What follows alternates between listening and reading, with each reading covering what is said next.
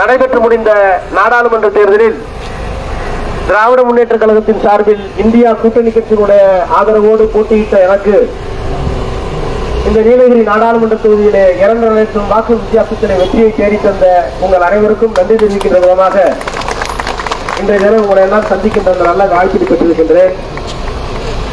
6வது முறையாக நாடாளுமன்ற தேர்தலில் 3வது முறையாக இந்த தொகுதியில் போட்டியிட்ட எனக்கு இந்த மேட்டுப்பாளையம் சட்டப்பேரவை தொகுதியில் இந்த கிராமத்தில் அதிகமான வாக்குகளை பெற்று தந்த உங்கள் அனைவரின் பொறுப்பாளர்களை தொட்டு வணங்கிய நன்றியை முதலில் நான் தெரிவித்துக் கொள்கின்றேன்.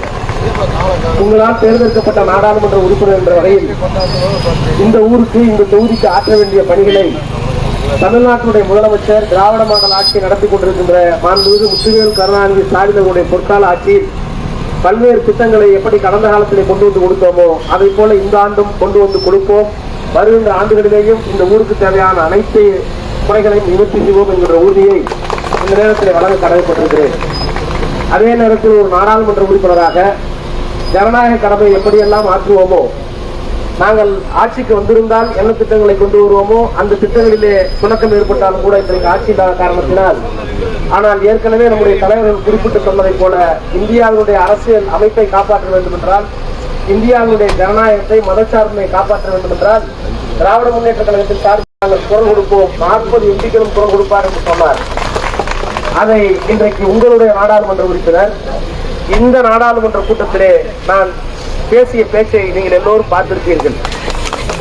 எனவே இன்றைக்கு இந்தியாவே வியக்கக்கூடிய வகையிலே திராவிட முன்னேற்ற கழகம் தன்னுடைய வலிமையான குரலை ஒலிக்கிறது. நம்முடைய முதலமைச்சர் வாயிலாக அவருடைய ஆணையை ஏற்று உங்களுடைய நாடாளுமன்ற உறுப்பினர் நடந்து முடிந்த நாடாளுமன்ற கூட்டத்தொடரில் மோடியை நேருக்கு நேராக கேள்வி கேட்டோம்.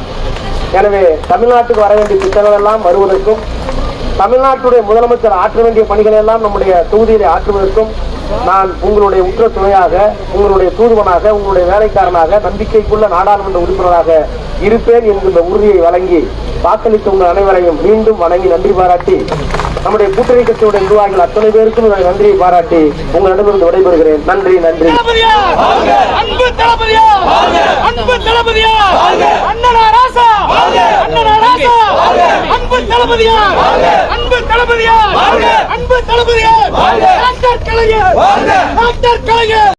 டாக்டர் கலைஞர், டாக்டர் கலைஞர், முத்தமிழறிய டாக்டர் கலைஞர், அன்பு தளபதியா, அன்பு தளபதியா, அண்ணன் ராசா, அண்ணன் ராசா.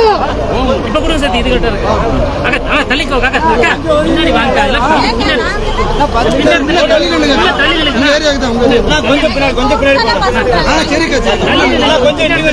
Cellphone cellphone